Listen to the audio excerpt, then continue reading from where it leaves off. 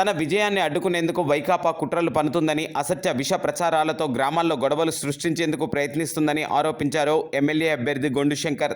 తన గెలుపును ఎవరూ అడ్డుకోలేరని, విజయం తథ్యమని తేల్చి చెప్పారు. బాబు సూపర్ సిక్స్ ప్రచారంలో భాగంగా బుధవారం రూరల్ మండలం చాపురం పంచాయతీ అల్లు నర్సయ్య ఆధ్వర్యంలో మాజీ ఎంపీపీ గొండు జగన్నాథరావుతో కలిసి కూటమి అభ్యర్థి గొండు శంకర్ పాల్గొన్నారు. అనంతరం నగర పరిధిలోని సీపన్నాయుడుపేట, భైరవానిపేట, మచ్చువానిపేట ప్రాంతాల్లో గురుగుబిల్లి కమల్నాథ్ ఆధ్వర్యంలో నిర్వహించిన కార్యక్రమంలో జనసేన, బీజేపీ నాయకులతో కలిసి పాల్గొని ఇంటింటి ప్రచారాలు చేశారు. తొలుత గ్రామానికి చెందిన పలువురు వైకాపాను వీడి టీడీపీలో చేరగా వారికి కండువా కప్పి పార్టీలోకి ఆహ్వానించారు.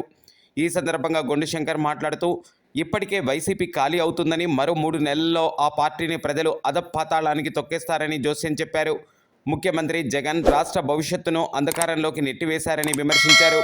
నియోజకవర్గ ఎమ్మెల్యే మంత్రిగా ఉన్నప్పటికీ ఒక్క అభివృద్ధి పని చేపట్టలేకపోయారని, నగరంలోని పలు ప్రాంతాలు మౌలిక వసతులకు దూరంగా ఉన్నాయని ఆవేదన వ్యక్తం చేశారు.